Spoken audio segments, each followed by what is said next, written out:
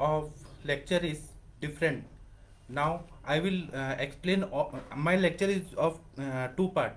First, I will explain in English, and afterwards I will explain in Hindi also. So my topic is comprehending viral diseases with Shushuta. In COVID-19 pandemic, it has all collapsed, all the economic stability as well as wobbled the medical field. How the tiny microscopic virus has done as much as disaster and harassed the world. When the whole world is questioned and unanswered, what our time-tested and righteous Ayurveda opines about it. Shushruta, the master surgeon, has quoted about the tiny organisms which may harm the mankind in his special chapter, Amanush Upsarge Pratished Adhyay, that is reference is Shushut Samhita Uttar Tantra 68th chapter. In third slok, he has mentioned that Amanush Upsarga means the diseases caused due to the organisms or other factors such as undue and erroneous force of the planets. In such agantuk diseases, external factors, there is no acute role of any human being of consuming apatya ahar vihar. The commentator of Shushuta, Dalhanacharya, explains microorganisms as amanushi bhutani. These are termed as rakshasaha, nishacharaha, makshikaha, which destruct the tissues and causes disaster in the body. Especially, Shushuta has warned a doctor to avoid the contact of these infections from the wounds, as wounds are open and organisms get easy entry into the body. निशाचरेभ्यो रक्षस्तु नित्यमेव शतातुरः. Shushuta Uttar Tantra 68th chapter 3rd slok. He has mentioned, again I am explaining, Nishacharebhyu Rakshastu Nityameva Shatatura. Shushuta has explained how they enter into the body and person gets infected. यथा च देहम च देहदृक् विशन्ति च न दृश्यन्ते ग्रहस्थ शरीरिणाम. Shushut Uttar Tantra 68th chapter 19th slok. The way how Shukshma and the invisible soul enters in the body, these microorganisms enter silently and we do not know when we get infected. As we know, viruses are innumerate. Shushuta says they are crores and crores, so there is no need to name them. Swine flu virus, coronavirus, SARS virus, British virus, and so on many more to arrive worldwide even with their mutations.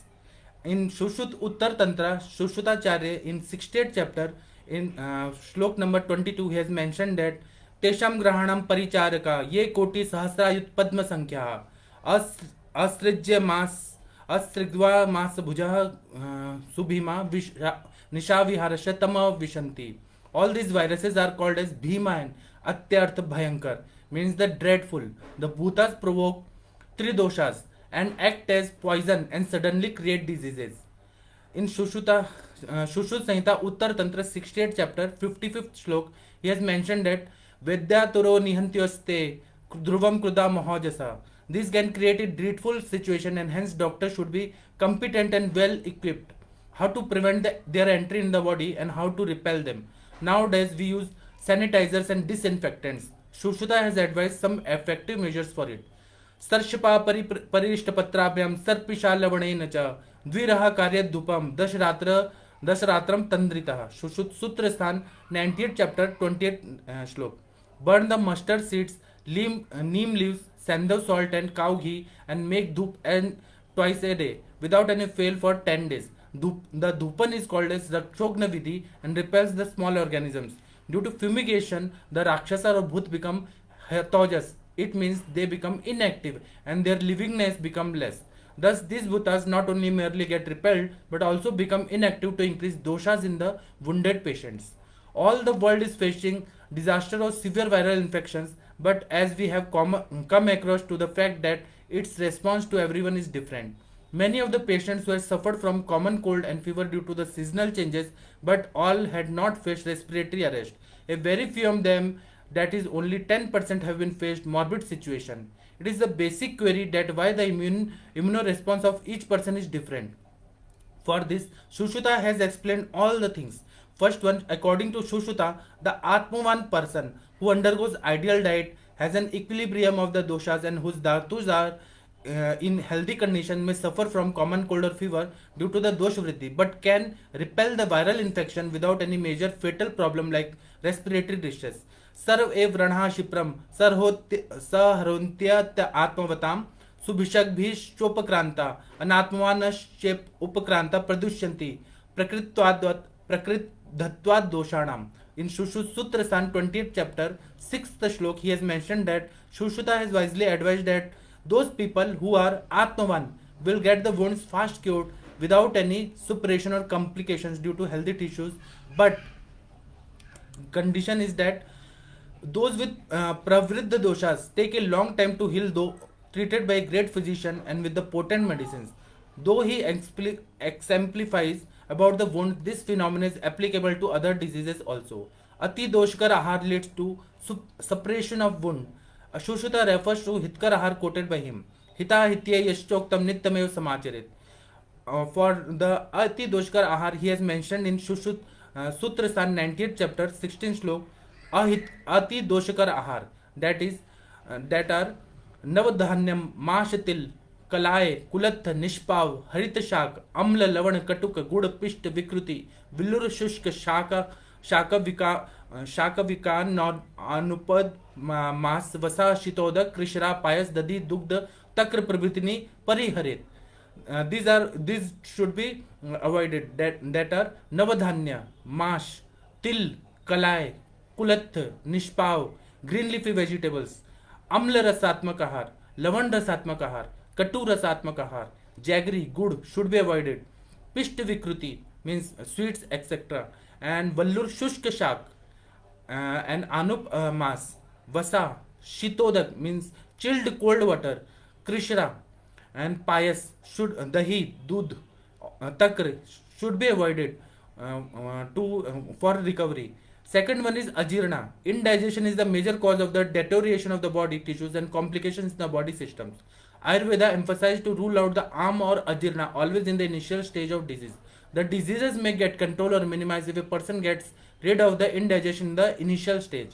For ajirna, he has mentioned that ajirna pavanadinam vibramo balavan bhavit tatah shof rujasya strav daha paka navapniyat. In Shushruta Sutra Sthan 90th chapter 22nd shlok it is mentioned clearly states that Shushrutaracharya has clearly states that indigestion aggravates all the doshas and the wound may get worsened due to inhibited swelling, pain, serous secretion and irritated inflammation of the body tissues.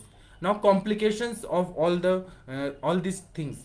मूर्छा प्रलापो वमतु प्रसेक सदनो भ्रमः उपद्रवा भवन्त्येते मरणं चाप्य जीर्णता. In Shushruta Sutra San 46th chapter 504 shlok he has mentioned that if a person get to suffer from any viral diseases also he should avoid heavy food, follow light diet and get first the dosas minimized.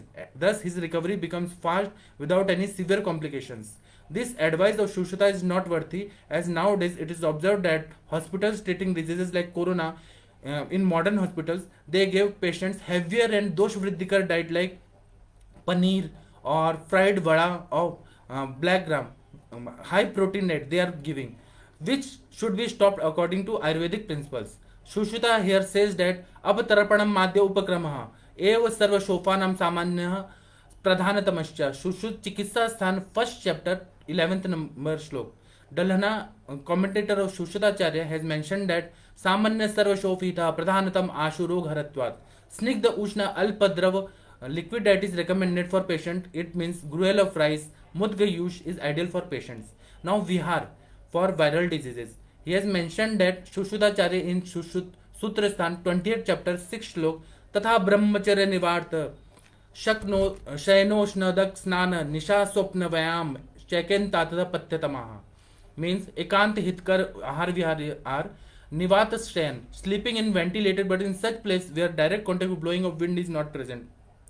This factor is of utmost importance as people sleep in air condition or near the fan. Second one is ushnodak snan, regular bath with lukewarm water. Third one is nisha swap, taking adequate sleep at night. This is of utmost importance as many of the doshas come forward due to late night vigil. Perhaps this is the current reason of the development of certain complications in the diseases. Fourth one is Vyayam.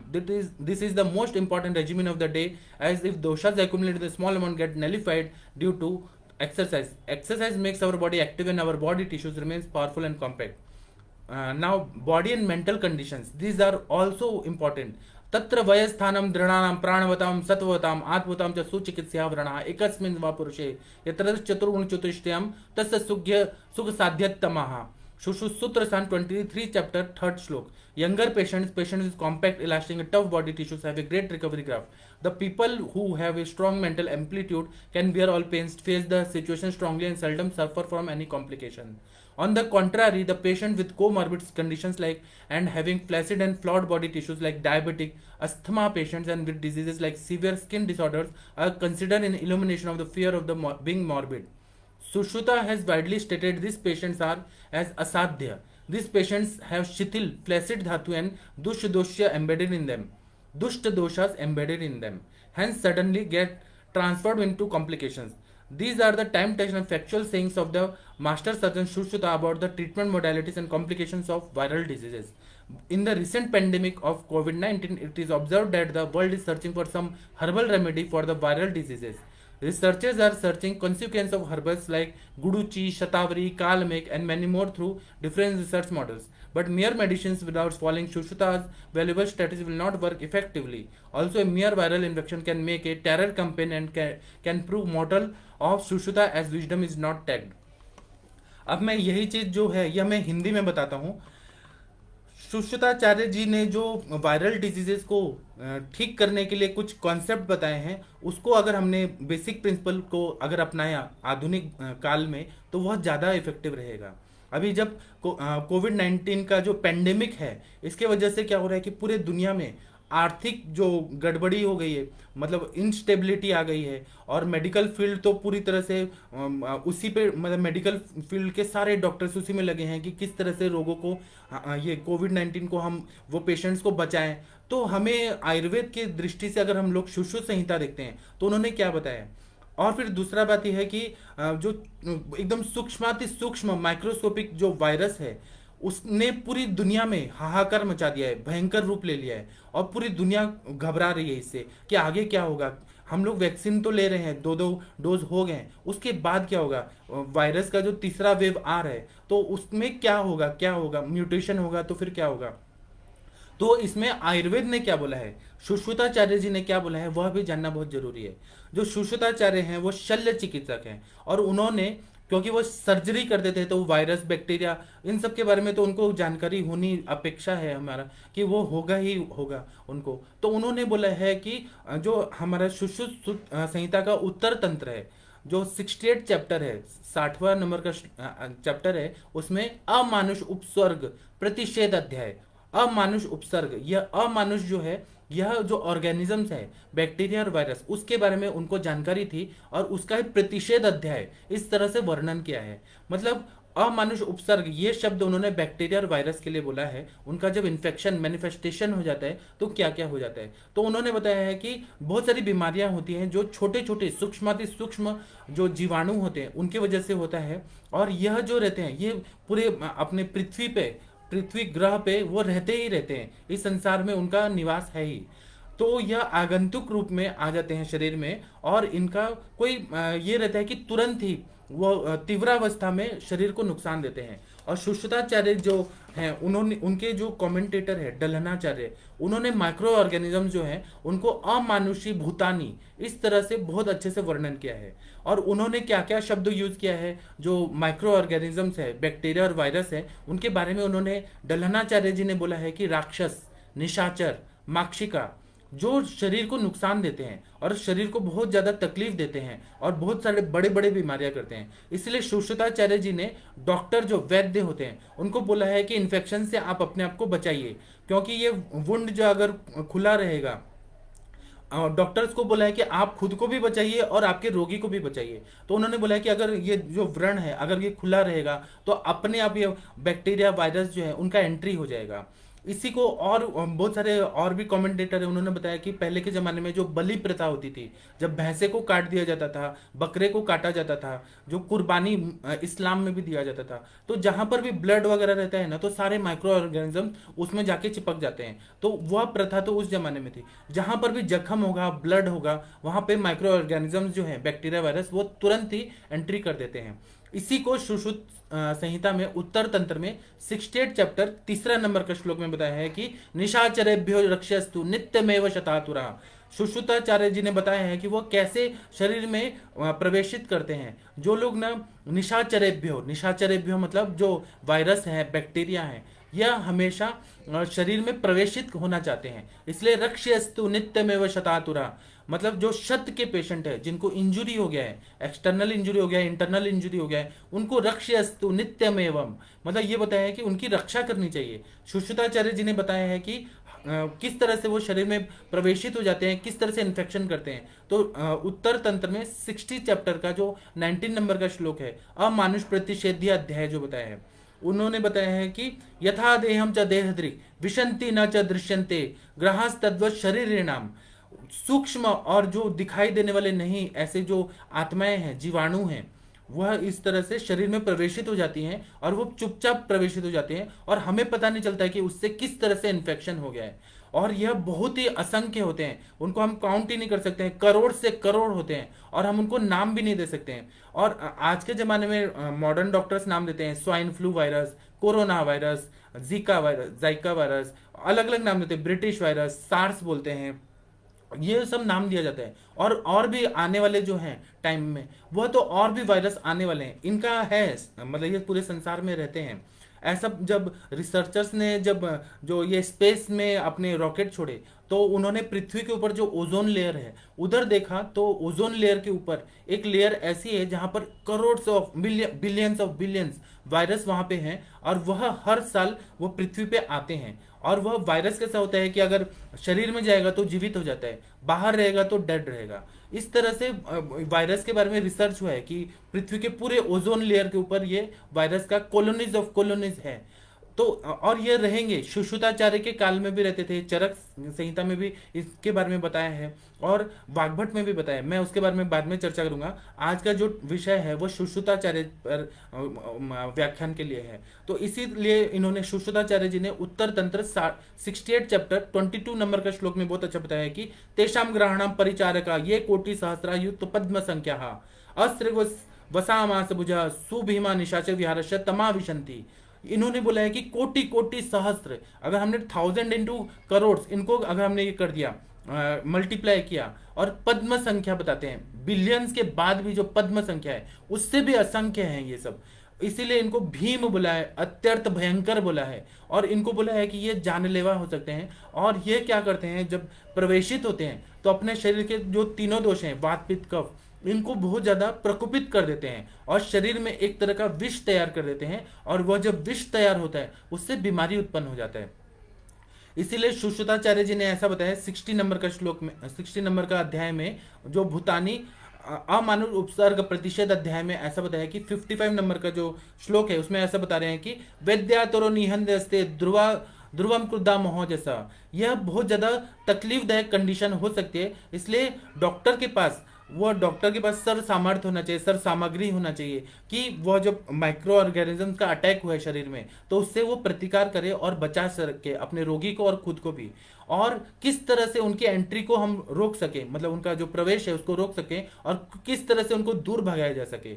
आजकल क्या use होता है, sanitiser और disinfectants बहुत ज्यादा use होता है। सुश्रुताचार्य जी ने भी कुछ बताया है। पहले के जमाने में जब हवन किया जाता था, फिर कपूर की आरती किया जाता था, अगरबत्ती जलाया जाता था, वह भी हवन जो है शुद्ध गाय का घी, वह तो बहुत ही ऐसा था कि पूरे वातावरण को शुद्ध कर देता था। जिस तरह से दाल में छौंक डालते हैं तो पूरा दाल सुगंधित हो जाता है, उसी तरह से हवन पूजा ये सब किया जाता है तो पूरा वातावरण शुद्ध हो जाता है। सुश्रुताचार्य जी ने सूत्र स्थान में 19 चैप्टर जो है उसमें 28 नंबर का श्लोक है, उसमें ऐसा बता रहे हैं कि सर्ष परिष्ट पत्राभ्याम सर्पिशा लवणेन च द्विरह कार्य धूपम 10 रात्रम तंद्रिता।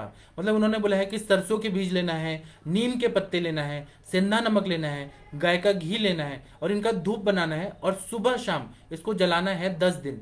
तो यह धूपन है, इसको रक्षोघ्न विधि बोलते हैं, और ये छोटे छोटे जो माइक्रो ऑर्गेनिजम्स हैं उनको दूर भगा देते हैं। और ये जो धूपन संस्कार होता था तो उसकी वजह से राक्षस भूत वगैरह हतौजस हो जाते हैं, मतलब वो इनएक्टिव हो जाते हैं और वह जीवित नहीं रहते हैं या दूर भाग जाते हैं। और इस तरह से आजकल भी कोई पेस्ट रिपेलर टाइप मशीन बनी है, लेकिन ये माइक्रो ऑर्गेनिजम्स हैं, उनको अगर रिपेल करना है, दूर भगाना है, तो इसीलिए ना ये सरसप का, नीम का, सिंधा नमक का, गाय का घी का धूपन करने के लिए बताया है। और उससे सच में फायदा होता है। और इससे क्या होता है कि जो हमारे व्रणित पेशेंट हैं, जिनको जख्म हो गया है, व्रण हो गया है, उनको हम दूर बचा सकते हैं। अभी क्या हो रहा है कि पूरा जो दुनिया है वो सीवियर वायरल इन्फेक्शन से बहुत ग्रसित है। तो हमें ना ये सोचना पड़ता है कि कुछ लोग वैक्सीन लगा के भी मर रहे हैं, कुछ लोग बिना वैक्सीन के भी जीवित रह रहे हैं, कुछ लोग ऐसे भी मर रहे हैं, वैसे भी मर रहे हैं। तो इसका ये क्यों है कि कुछ लोगों को वैक्सीन लगा के भी मृत्यु हो रही है, कुछ लोगों को वैक्सीन न लगा के भी मृत्यु हो रही है, कुछ एक डोज में भी हो रहे हैं, कुछ लोगों को कुछ भी नहीं हो रहा है, कुछ लोग बिना मास्क के भी घूम रहे हैं, और कुछ लोग मास्क लगा के भी बीमार पड़ रहे हैं। इसका मतलब क्या है कि बॉडी का जो रिस्पॉन्स सिस्टम है, जो शरीर का प्रतिकार शक्ति है, वो सबका अलग अलग है। और इसके बारे में ऐसा बता रहे हैं सुश्रुताचार्य जी ने कि जो लोग जिनको सर्दी होता है, प्रतिशय होता है, फीवर होता है, सीजनल चेंजेस, जब ऋतु संधि काल आता है, तो उनको कभी कभी सर्दी खांसी बुखार आ जाता है, लेकिन उनको एकदम ऐसा नहीं होता है कि वो लोग को आईसीयू में एडमिट करना चाहिए। कुछ 10% लोगों को ही ये तकलीफ हो जाती है कि आईसीयू जैसे कंडीशन में उनको लेके जाना पड़ता है, या अभी कोरोना वायरस की वजह से उनको एडमिट करना पड़ता है। क्योंकि जो शरीर का इम्यून रेस्पॉन्स है, व्याधि प्रतिकार शक्ति है, सभी इंसान का अलग है।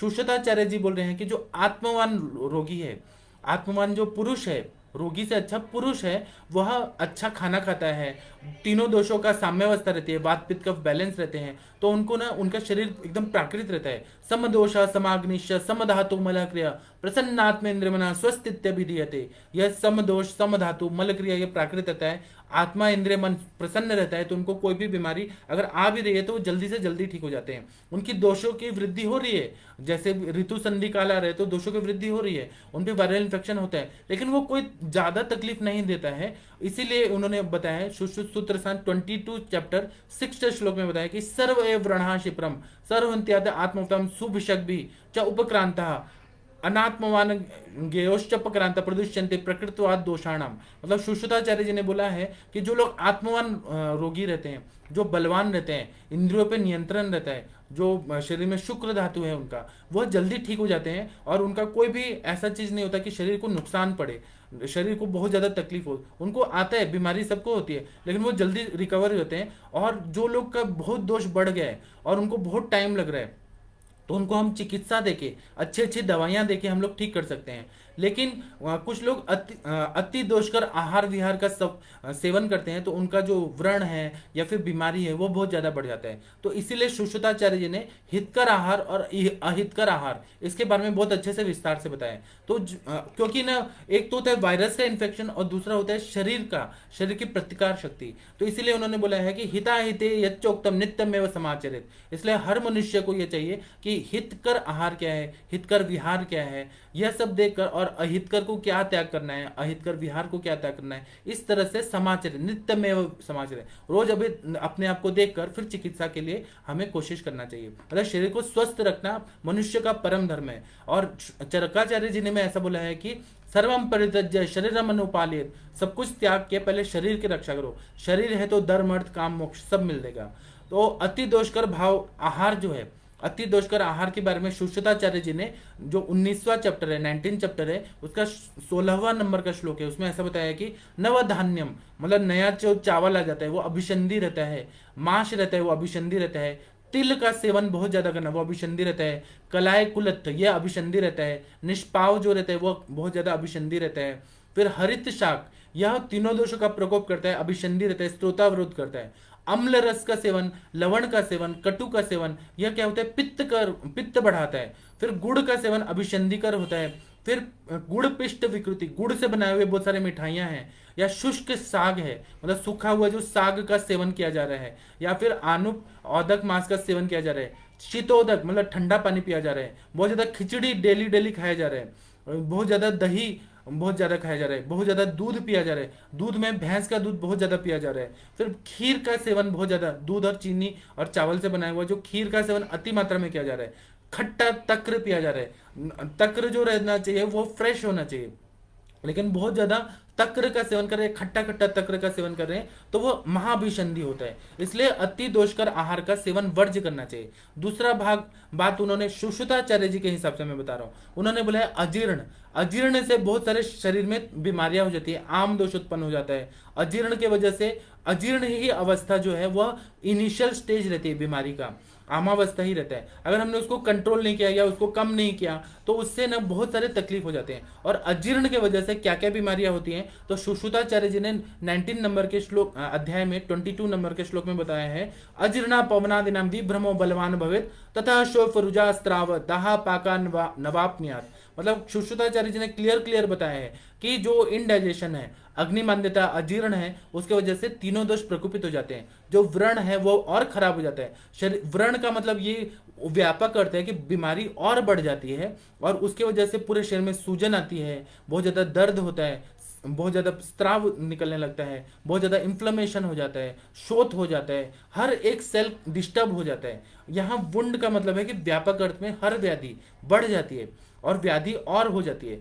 और इसके उपद्रव बताए हैं कि मूर्छा प्रलापो वमतु प्रसेक सदनम भ्रमः उपद्रवा भवन्त्येते मरणम चाप्य अजीर्णता।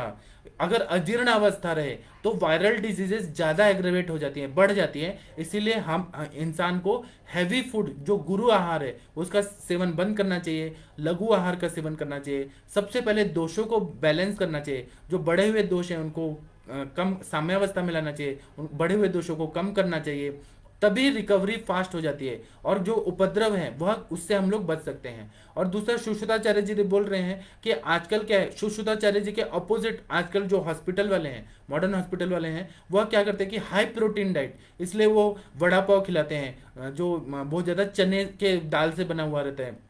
हाई प्रोटीन डाइट में फिर प्रोटीन पाउडर खिलाते हैं, पनीर का सेवन कराते हैं, बहुत ज़्यादा दूध पिलाते हैं कि हाई प्रोटीन मिलना चाहिए। यह सब आयुर्वेदिक जो मौलिक सिद्धांत है उसके हिसाब से स्टॉप करना चाहिए, तुरंत बंद करना चाहिए, नहीं तो पेशेंट की मृत्यु हो जाती है। और दूसरा सुश्रुताचार्य जी बोल रहे हैं कि क्या करना चाहिए, तो अपतर्पण माध्यम उपक्रम एव एष सर्व शोफानाम सामान्य प्राधान्यतमश्च। अपतर्पण चिकित्सा जो है वह सबसे पहले करना चाहिए, मतलब आम का पचन करना है, लघु अपतर्पण कारक आहार देना चाहिए।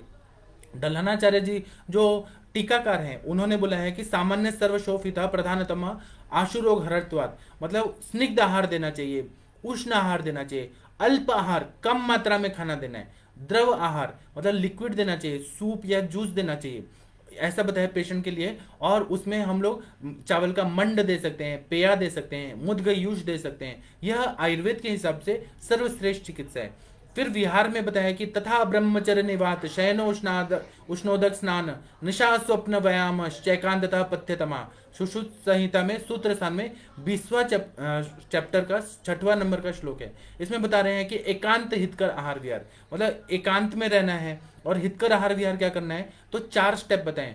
निवात शयन, हमें सोना है जहाँ पे वेंटिलेशन प्रॉपर हो, लेकिन जो डायरेक्ट हवा आ रही है उससे बचना चाहिए, क्योंकि अगर डायरेक्ट हवा आती है तो शरीर को नुकसान पहुंच सकता है, वायु का प्रकोप हो सकता है। दूसरा, एयर कंडीशन और फैन के नीचे ज्यादा नहीं सोना है। दूसरा बोल रहे हैं उष्णोदक स्नान, हमेशा रेगुलर स्नान करना चाहिए, जो कोष्ण जल है उससे स्नान करना चाहिए। और स्नान विधि में बताया है कि सिर पे गर्म पानी नहीं लेना है, नहीं तो इंद्रियों को नुकसान करता है। बहुत ज्यादा गर्म पानी से स्नान नहीं करना है, ल्यूकवार्म वाटर से स्नान कर सकते हैं, लेकिन गर्म पानी से स्नान करना ऐसे जो कोरोना वायरस से बचाव के लिए करना बहुत जरूरी है।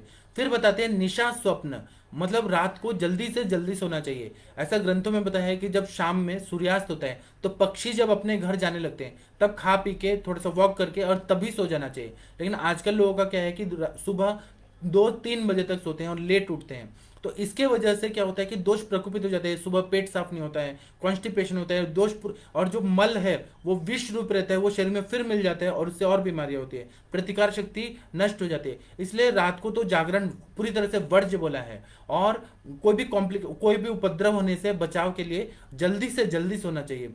फिर चौथा चीज बताया कि व्यायाम करना चाहिए, रोज जरूर व्यायाम करना चाहिए। इससे जो दोष जो बढ़े हुए हैं वो पूरी तरह से साम्यावस्था में आ जाते हैं। व्यायाम करना बहुत जरूरी, भले आधा घंटा करे 1 घंटा करे, लेकिन व्यायाम करने से जो अपने मांसपेशी है वो मजबूत हो जाते हैं। और व्यायाम जो है ऐसा बोलते हैं कि वह मांसपेशियों को ताकत देता है, शरीर को ताकत देता है, मन को प्रसन्न करता है, इसलिए अर्धशक्ति व्यायाम करने के लिए बताया है।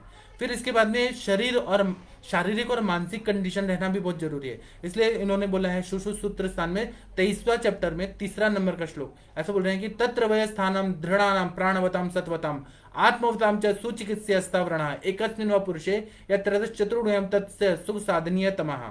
मतलब जो यंग मतलब तरुण अवस्था में जो पेशेंट हैं, तरुण अवस्था में जो लोग हैं, या पेशेंट का जो शरीर अच्छा है, सुदृढ़ है, बलवान है, तो उनका जो रिकवरी का ग्राफ होता है वो एकदम अच्छा रहता है। और जो मानसिक रूप से जो बहुत स्ट्रांग रहते हैं वह हर तरह का जो दर्द है, शूल है, पीड़ा है, उसको वो सहन कर सकते हैं। और इसीलिए मनुष्य को हर समय ऐसा काम करना चाहिए कि शरीर मजबूत रहे, मतलब बलवान रहे, इस तरह का कोशिश करना चाहिए, तो फिर कोई भी व्याधि उसको नहीं हो सकती है। उसी तरह से जो लोग बहुत ज़्यादा बीमार रहते हैं उनको बहुत ज़्यादा शरीर में शिथिलता आ जाती है, उनका जो शरीर रहता है दुर्बल रहता है, तो उनको और क्या क्या कंडीशन रहती है, तो उनको मधुमेह रहता है, अस्थमा रहता है, स्किन प्रॉब्लम रहते हैं, और वो हर समय डरते रहते हैं, मानसिक रूप से अवर सत्व के लोग रहते हैं, उनको ना बहुत ज़्यादा यह बीमारी ग्रसित होने का चांसेस रहता है। जिनका बहुत शरीर में शिथिल इंद्रिय है, धातु और दोष दुष्य बहुत ज़्यादा बिगड़ गए हैं, तो वह बहुत ज़्यादा उपद्रव में जाते हैं और फिर अरिष्ट सूचक लक्षण आके उनकी मृत्यु होने के चांसेस बढ़ जाते हैं। इसी तरह से जो शल्य चिकित्सक, श्रेष्ठ शल्य चिकित्सक भारत के या पूरी दुनिया के जो सुश्रुताचार्य जी हैं, उन्होंने ये वायरल डिजीजेस को प्रतिकार करने के लिए ये जो ट्रीटमेंट का पथ्य और चिकित्सा ये बताया है।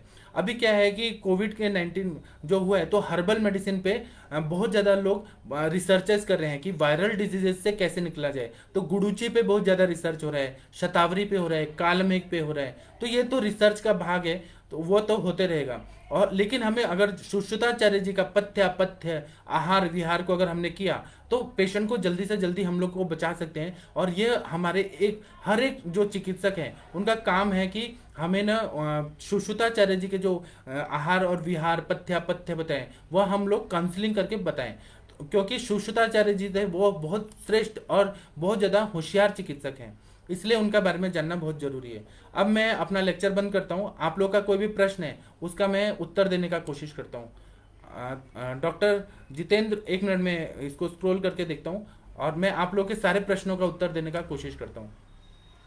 डॉक्टर विकास विश्वकर्मा जी नमस्ते प्रणाम सर आपको। डॉक्टर रवि कुमार सिंह जी नमस्ते प्रणाम आपको। डॉक्टर गौरव जी नमस्ते प्रणाम आपको। डॉक्टर रमन गर्ग जी नमस्ते प्रणाम आपको। डॉक्टर मनोज कुमार जी नमस्ते प्रणाम आपको। डॉक्टर जितेंद्र कुमार जी नमस्ते प्रणाम आपको। आप लोग सर्वश्रेष्ठ चिकित्सक हैं और हमें ना वायरल डिजीजेस से बचने के लिए तो बहुत ज़्यादा काम करने की बहुत ज़रूरत है। 1 मिनट, ये थोड़ा हैंग हो रहा है, मुझे 2 मिनट दीजिए। डॉक्टर शंकर प्रसाद वैश्य जी नमस्ते प्रणाम आपको। डॉक्टर रवि कुमार जी बोल रहे हैं कि ओजस्वी ही सर्वोपरि है। आपका बात 100% सही है। मैं अपना नंबर लिख देता हूँ, आप लोग मेरे से अगर कोई फ़ोन पे बात करना चाहते हैं तो फ़ोन पे बात करिए। आप लोग का कोई भी डिफ़िकल्टी है तो वहाँ पर आप लोग प्रश्न पूछ सकते हैं, मैं आपको बता दूंगा। दूसरा व्हाट्सअप कर सकते हैं आप लोग। और 1 मिनट रुकिए। इसी तरह से मैं इंटरेक्टिव सेशन का जूम आईडी आप लोग को दे देता हूँ, क्योंकि सभी के लिए वो फ्री है। जो लोगों को मालूम नहीं है आयुष दर्पण पे, वो लोग ना यहाँ पे आके इंटरेक्टिव सेशन में अपना केस डिस्कस कर सकते हैं।